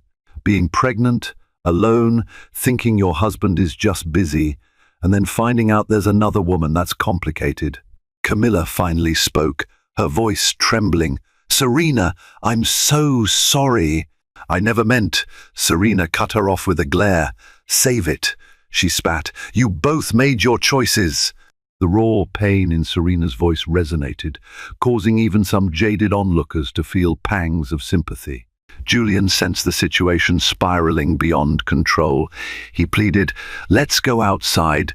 Talk this through, please." But Serena stood rooted, tears rolling down her cheeks. The facade of their perfect marriage was in shards, scattered across the immaculate floors of Le Serine. The hush that fell upon the restaurant was deafening. People were straining to catch every sentence, glimpsing the front-page drama unfolding in real time. Among the watchers were a few well-known paparazzi magnates, actors, socialites, and high-profile investors. Even Chef Eric Reipert, who had arrived earlier to consult with the head chef, was quietly peering from the kitchen entrance, though he wisely stayed out of sight. Trained staff tried to salvage the moment. The restaurant's manager rushed over to offer a private dining room, or perhaps to discreetly settle the check. Julian waved him off, his jaw clenched, focusing solely on Serena. His voice was hoarse with desperation. "Serena, you're trembling. Please, for the baby's sake, let's step outside. Let's talk." But Serena refused to move. Her heartbreak and anger demanded immediate release. She stared him down, her hands trembling, her mind flashing through countless memories, the wedding vow in that French chateau, the first time they held hands in a Parisian garden, the reassurance he gave her just last month about the future. Each recollection felt like a blade slicing her open. Margot, her friend, seemed torn between letting Serena confront Julian publicly and whisking her away from the humiliation. At last, she placed a gentle hand on Serena's shoulder. "He's not worth you collapsing here," Margot muttered in French. "Think of your health." The phrase, "think of your health," brought Serena back to reality. If only for a moment. She was 7 months pregnant after all. The stress was not only endangering her, but also her unborn child. Summoning what remained of her poise, she nodded stiffly. "Fine," she said, her voice cracking. "We'll talk outside." The trio, along with Margot trailing behind, moved through the restaurant. Whispers parted like a sea around them, and all Serena could think about was how many times she had walked into such a place on Julian's arm, proud to be Miss S. Rothwell. Now, she felt the stares of pity, the sting of betrayal plastered across her face. Stepping onto the sidewalk, a gust of cooler night air hit them. The paparazzi that occasionally lingered near upscale spots recognized an unfolding scandal and snapped into action. Cameras flashed. Reporters, alerted by social media posts from diners, rushed to the scene. Within moments, a small throng jostled for positions, shouting questions. "Mr. Rothwell, are you having an affair?" "Miss S. Rothwell, can you confirm the rumors?" It was chaos. Julian tried shielding Serena with his coat, a gesture that might have come off as protective if not for the circumstances. Camilla hovered nearby, her head bowed in shame and fear. Margot closed in protectively on Serena's other side, glaring at the paparazzi. She barked at them to back off, reminding them that Serena was pregnant. A hush fell over the crowd when Serena turned to Camilla, ignoring the cameras. "Do you love him?" she asked, voice raw. Camilla's eyes shimmered with tears. She couldn't speak. In the end, her silence was answer enough. Serena inhaled a shaky breath. "And you," she said, turning her gaze on Julian, "is this who you are now? A liar, or were you always that man, and I was just too blinded by love?" Julian stammered. I didn't intend for you to find out like this." His words were feeble, overshadowed by the relentless flash of cameras capturing his downfall. The timeline of events was out of his control, and the world was watching with bated breath. Under the relentless barrage of camera flashes, Julian's instincts as a high-profile businessman kicked in. He knew the value of spin control. It had saved him from countless corporate fiascos in the past. But this time, the fiasco was personal, laid bare in front of the entire city. His brand, the philanthropic, idealistic entrepreneur, was in shambles. The stock market might not open until the next morning, but he could practically hear the rumor mill churning, anticipating a potential dip in share prices for his ventures as scandal overshadowed success. Serena's eyes brimmed with tears, and her face showed the deep hurt that no PR statement could ever rectify. Every inch of her body tensed as the paparazzi barked invasive questions. Through the chaos, a black SUV with tinted windows screeched up to the curb, one of Julian's drivers.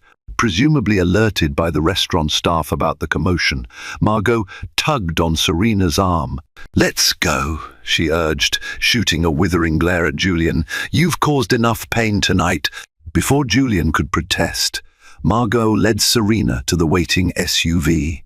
The vehicle sped off, leaving Camilla and Julian behind, swarmed by the press.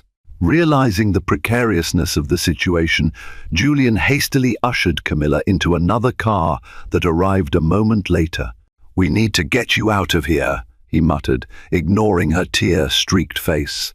She looked at him with mingled guilt and yearning, but he averted his gaze, too consumed by the meltdown of his carefully guarded life to meet her eyes. Within minutes, they retreated, leaving a cluster of photographers and reporters behind on the sidewalk. The entire incident, captured by dozens of cell phone videos, was already on its way to going viral, thanks to social media postings from various patrons. By the time Julian and Camilla reached his penthouse, the first wave of scandalous headlines had started popping up online. Julian Rothwell caught with Mistress pregnant wife confronts him at Le Serine. The Rothwell affair, a marriage in crisis, rich billionaire's double life exposed. Julian sank into his leather sofa, running both hands through his hair as he scanned the onslaught of notifications. He had PR people for crises like this, but could they contain the emotional wreckage? Camilla trembled, standing near the floor-to-ceiling windows that overlooked the glittering skyline. She muttered, "I never wanted it to turn out like this. I swear." Julian let out a hollow laugh. And what did we expect? We were playing with fire. His mind whirled, trying to strategize the next steps. A statement? A press conference? Should he contact Serena directly or let the dust settle? One name floated repeatedly to the forefront of his mind: Alexander Pierce. An influential investor in Rothwell Holdings, Pierce was famously conservative regarding moral conduct. If Alexander caught wind of this scandal, and he undoubtedly would, there could be repercussions in business partnerships. Julian's entire empire was suddenly at risk because of his personal indiscretions. Camilla walked over to him, tears glittering in her eyes. She reached out a hand, but he pulled away. "I need time to think," he said curtly. "Maybe it's best if you go. I need to handle this alone." Her face crumpled. She nodded, grabbed her purse, and hesitated, as if hoping for a gesture of reassurance. But none came. With a trembling sigh, Camilla left, the door closing quietly behind her. Julian gazed at the city lights, each one a reminder of his achievements. Tonight, those achievements felt hollow. His wife, pregnant with his child, had discovered his darkest secret. In the process, he had humiliated them both on a public stage. For the first time in his life, Julian was unsure if his money, power, and charm could stitch together the havoc he had unleashed. Even before sunrise, the world had turned upside down for Serena. She was holed up in a suite at her friend Margot's boutique hotel, ironically one that Camilla had designed months earlier. The heartbreak carved into her face made her unrecognizable. News outlets blared the scandal on every platform: television, tabloids, social media. A knock at her door stirred her from her daze. Margot entered, carrying a tray of breakfast Serena likely wouldn't touch. "You need to eat something," Margot said softly. Serena only sighed, placing a protective hand over her belly. Everything else could wait, but her child needed nourishment. She scrolled through her phone in a numb haze, ignoring messages and calls from relatives, including her father, Pierre Delacroix, who was outraged by the news. Her mother, still in France, had left tearful voicemails pleading for Serena to return home. But Serena felt paralyzed. She didn't want to face pitying eyes or the wave of condemnation that came with a public betrayal. By noon, a new headache emerged, the swarm of paparazzi that had already discovered her hideout. Margot had posted an innocent photo of the hotel's lobby weeks ago, tagging Serena. Now, unscrupulous paparazzi pieced together the clue and descended in droves. The hotel staff tried to maintain privacy, but a few guests complained about the intrusive photographers, forcing Margot to double security. Meanwhile, across town, Julian's empire was bracing for impact. Stock shares for Rothwell Holdings dipped slightly, though not catastrophically. The tabloids buzzed with speculation about the possibility of a divorce and the mammoth settlement that might follow. In his corner office, Julian sat in an emergency meeting with his senior management team and his top PR strategist, Brenda Calloway. Brenda was a razor-sharp communications expert who had handled everything from corporate takeovers to philanthropic controversies for Julian. But a personal affair was new territory, particularly one so public. "We need a statement," she said, scanning Julian's haunted expression. "Silence will only fuel more rumors. We have to address the scandal head-on." "And say what?" Julian asked, steepling his fingers. The overhead lights felt unbearably bright. "That I cheated on my pregnant wife and humiliated her in public?" Brenda exhaled. "We craft a message that doesn't confirm the details, but acknowledges a private matter that spilled into the public eye. We emphasize regret, respect for Serena's privacy, and a commitment to resolving personal issues away from the limelight. We also highlight the philanthropic commitments to shift the narrative away from scandal alone." Julian slumped in his chair. Part of him wanted to call Serena to beg for her forgiveness, but he knew she wouldn't pick up. She had every right to ignore him. The weight of his actions pressed on him like a choking vise. That evening, the official Rothwell Holdings press release went out. It read, "Mr. Julian Rothwell confirms that a personal dispute occurred on March 8th at a private restaurant. He and his wife, Serena Rothwell, respectfully request privacy during this difficult time as they address personal matters. Rothwell Holdings remains committed to its philanthropic and business goals. No further comment will be provided at this time." Reactions were mixed. Some saw the statement as a sanitized cop-out, typical of wealthy men caught in scandals. Others sympathized with Serena, who had become a visible representation of heartbreak. Meanwhile, Camilla Hawthorne faced her own social backlash, with her design clientele suddenly wary of the public spectacle. In a single night, the reputations of 3 people lay in ruin, ignited by a single spark of betrayal. Days turned into a blur. News cycles churned out every conceivable angle of the affair, and the rumor mill spun wildly. Was Camilla pregnant too? Was Serena planning a rapid divorce to claim half of Julian's fortune? The speculation was relentless, fueling both legitimate journalism and trashy gossip.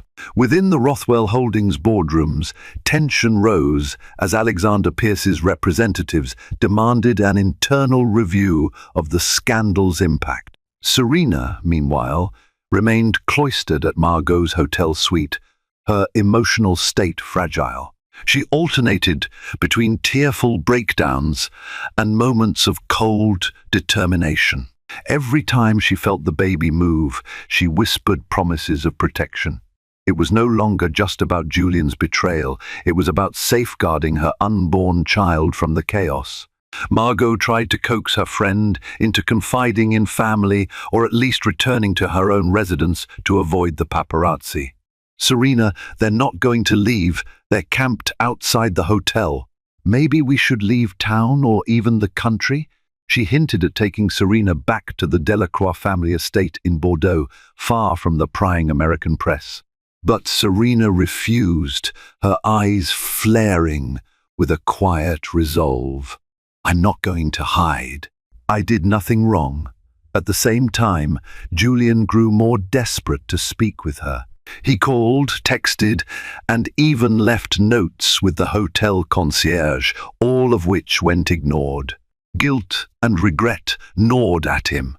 He recognized the shallow justifications he'd used to start and continue the affair. He thought, maybe I was craving novelty? Maybe I was stressed and found solace in someone else's arms? None of these excuses would fix what he had done. Alexander Pierce summoned Julian to a private meeting at his penthouse suite, a lavish space with marble floors and panoramic views of the city. Tall, imposing, and stern, Pierce wasted no time in niceties. This scandal jeopardizes our upcoming project, he said, referencing an ambitious real estate complex that aimed to blend luxury living with community development. Investors are cautious. Your moral reputation was part of the deal, Julian bristled. I can handle the personal crisis, he assured, though his tone lacked confidence. I just need some time. Pierce's gaze hardened. Time is money in our world. Clean up your mess or I walk away. We both know that would be disastrous. The ultimatum struck a nerve.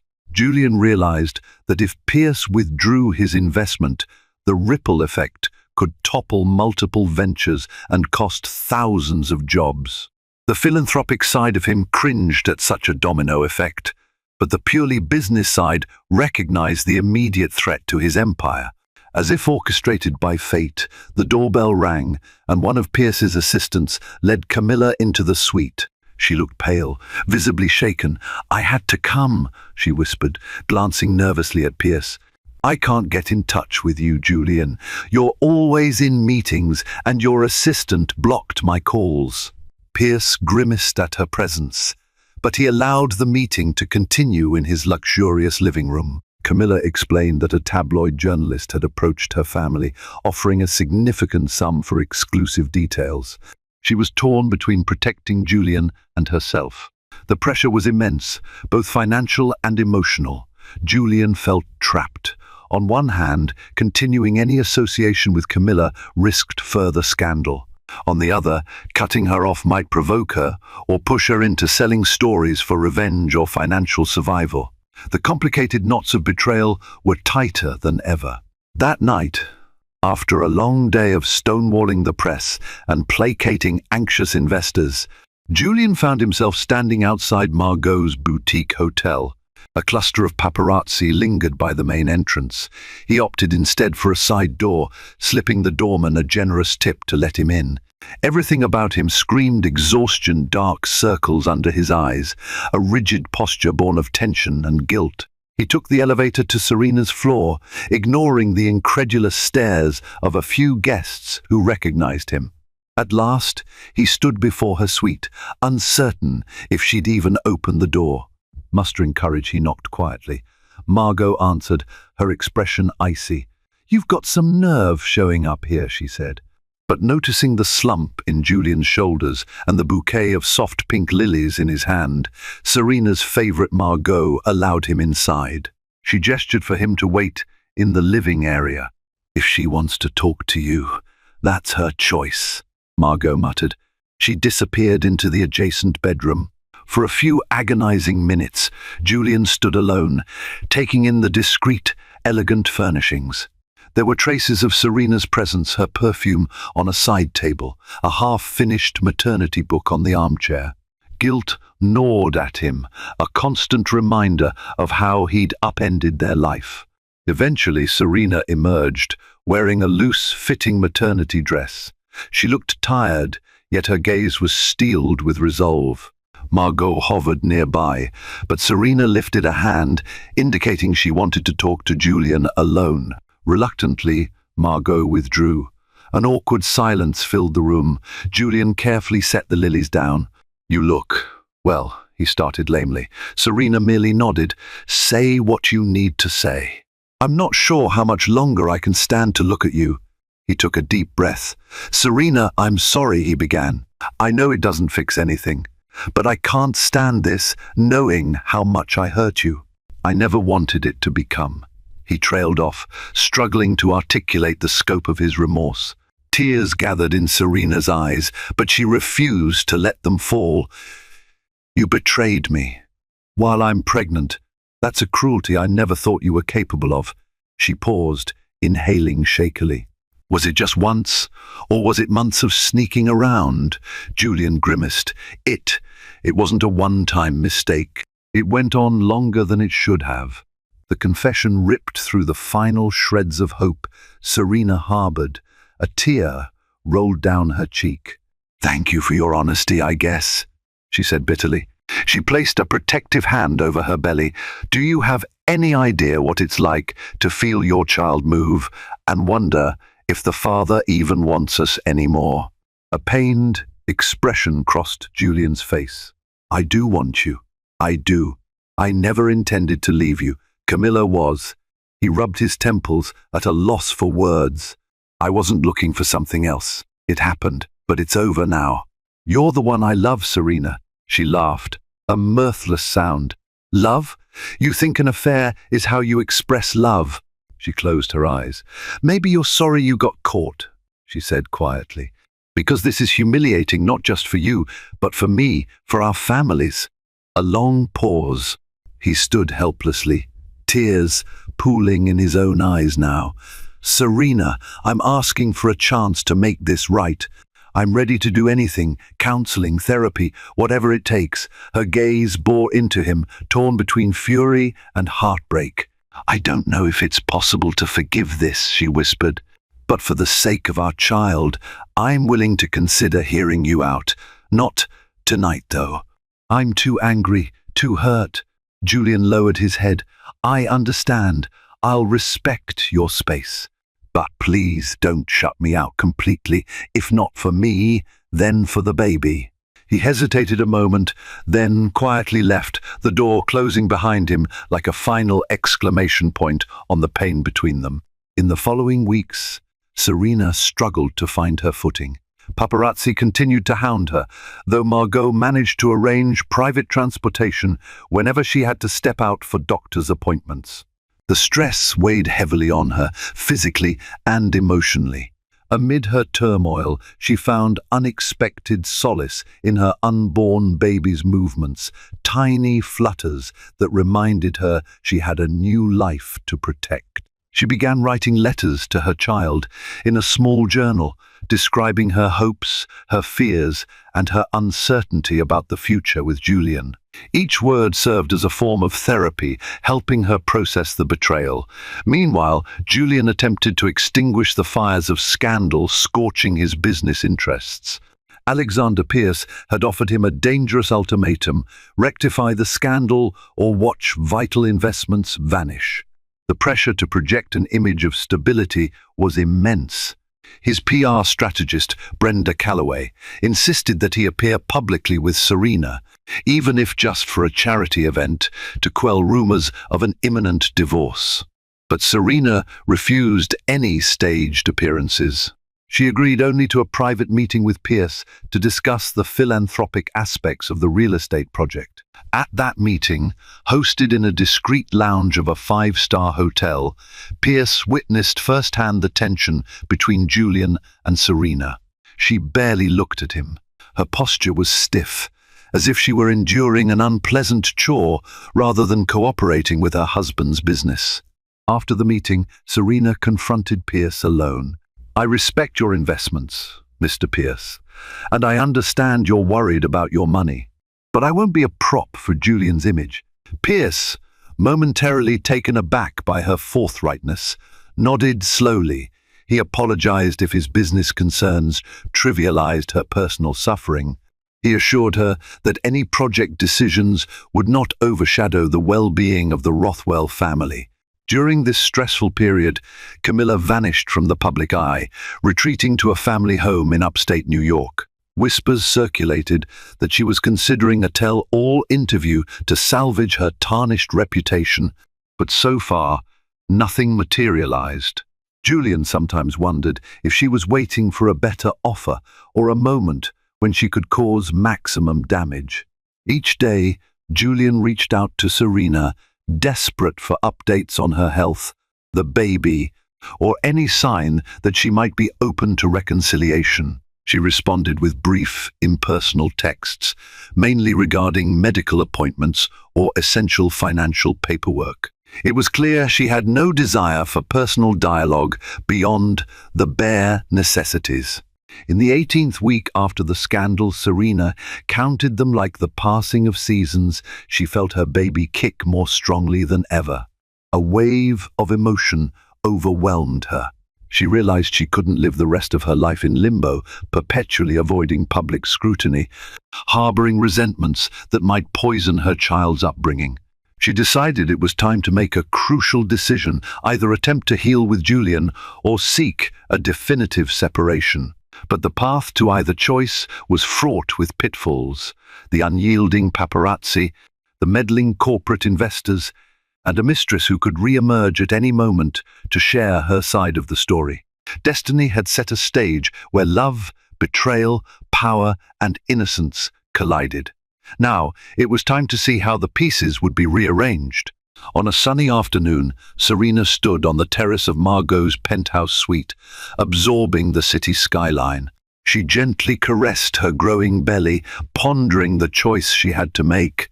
Each passing day brought her closer to her due date, and the baby's presence felt like both a ticking clock and a guiding compass.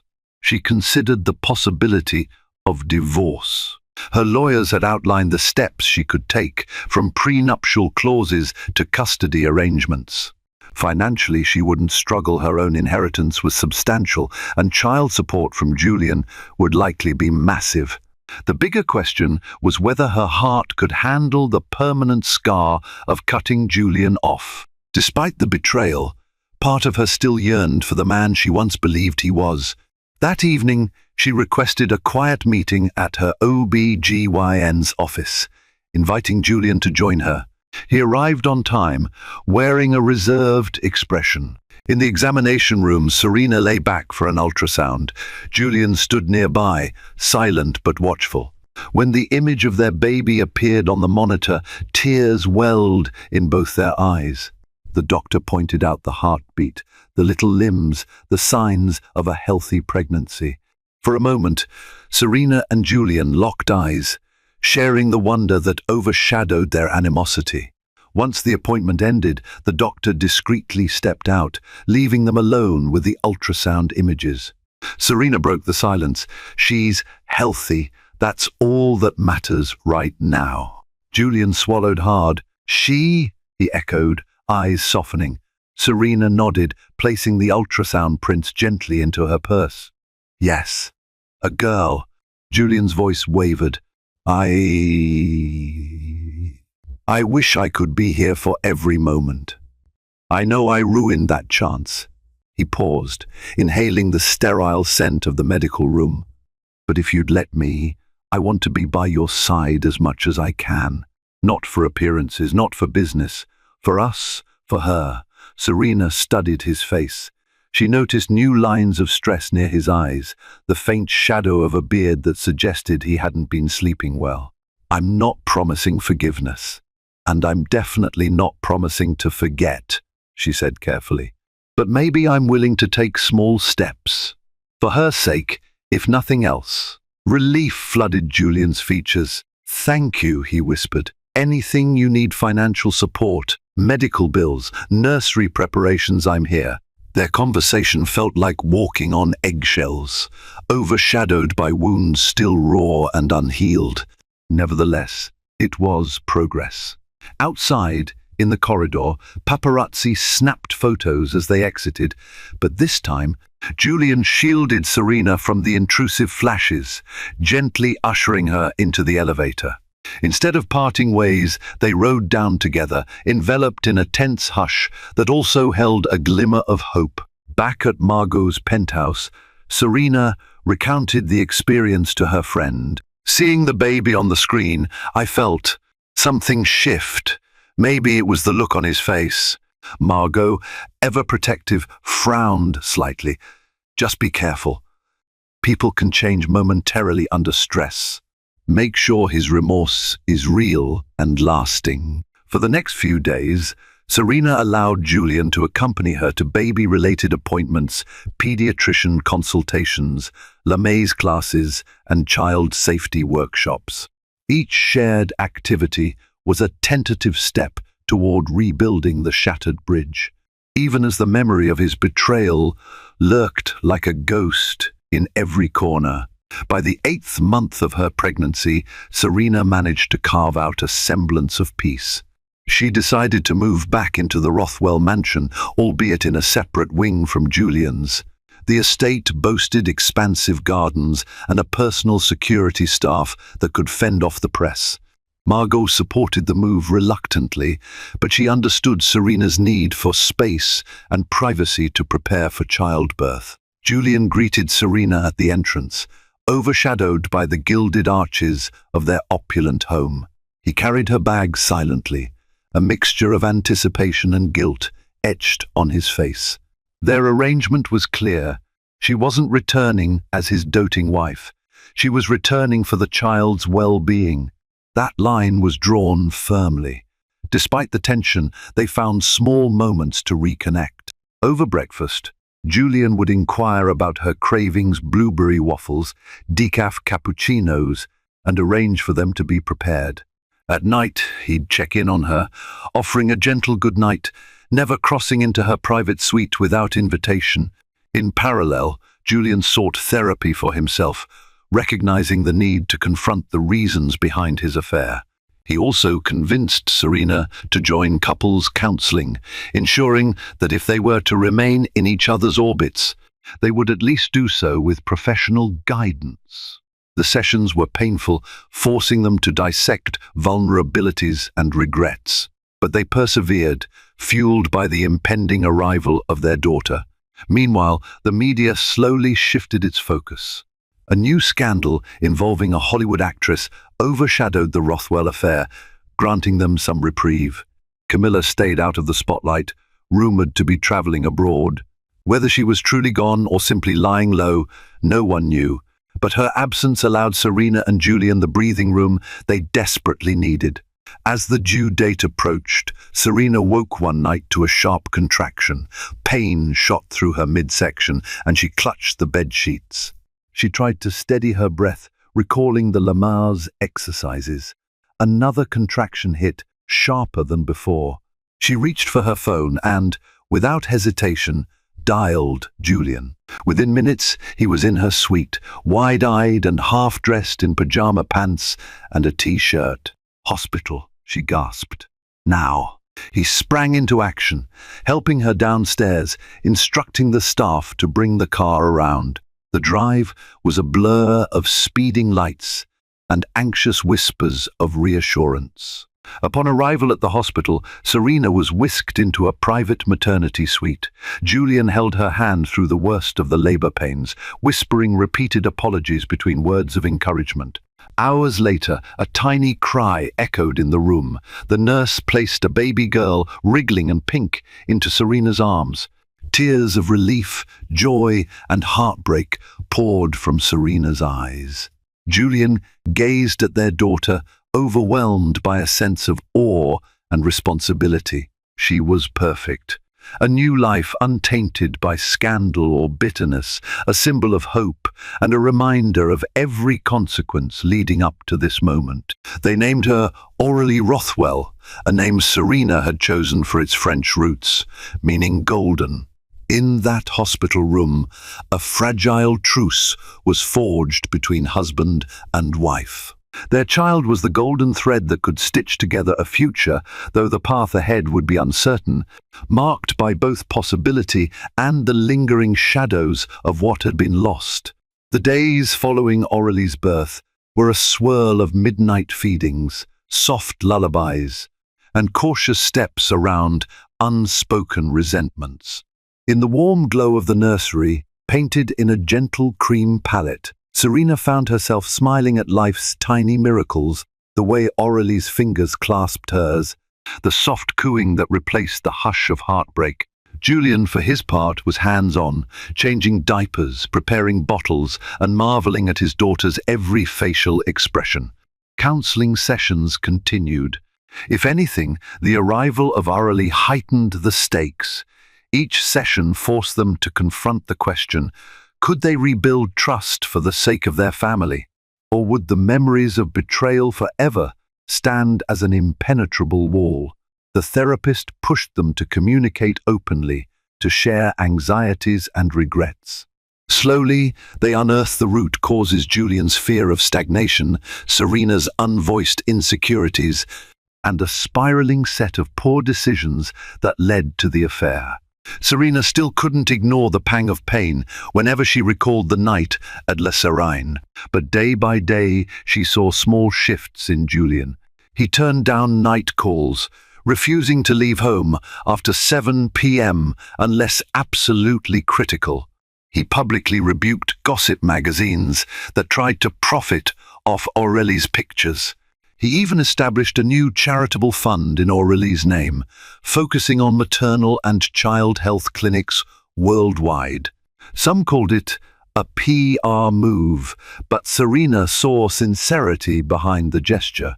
Despite the glimmer of hope, rumors continued to swirl. The public was eager for an update. Would the Rothwells finalize a divorce or present a united front? Camilla remained a wild card, her silence both reassuring and ominous. Serena's father, Pierre Delacroix, pressed for a meeting to discuss the broader family ramifications. "Your reputation matters, my dear," he reminded her over a phone call. "Please ensure your child doesn't become fodder for more gossip." One evening, while Aurélie slept in the nursery, Serena found Julien in the study, gazing at an old photo of their wedding day. He looked up, a flicker of sadness in his eyes.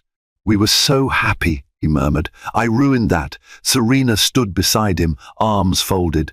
"We can't change what happened," she said softly, "but maybe we can decide what happens now." He turned to her, voice quivering. "Do you think there's a real chance for us?" It was an honest plea, stripped of arrogance or pretense. She hesitated, her mind replaying memories of both heartbreak and kindness. "Maybe," she said at last, "if we keep working at it. If we're both honest about our faults and our needs." He reached for her hand, and she allowed it, though the gesture was still tinged with uncertainty. In that quiet moment, they shared the gravity of what it meant to have a second chance, knowing it wouldn't erase the past, but it might carve out a new narrative. A tender, fragile peace settled between them, one that would require continuous effort to maintain. In the end, the story of Julien, Serena, and Camilla reminds us that even colossal wealth can't shield a person from the consequences of betrayal. Through heartbreak and scandal, Julien learned that true power isn't found in boardrooms or bank balances, it's in the bonds we forge with those we love. Serena discovered her own strength, refusing to let public judgment dictate her choices. And baby Aurélie became a beacon of hope, the promise that even shattered dreams can give birth to new beginnings. Thank you for watching and listening to this dramatic saga of love, betrayal, and fragile redemption. If you found yourself swept up in the twists and turns, please like this video, share it with anyone who loves a gripping real-life drama, and don't forget to subscribe for more stories filled with shock, intrigue, and heartfelt moments. Stay tuned, more captivating tales await.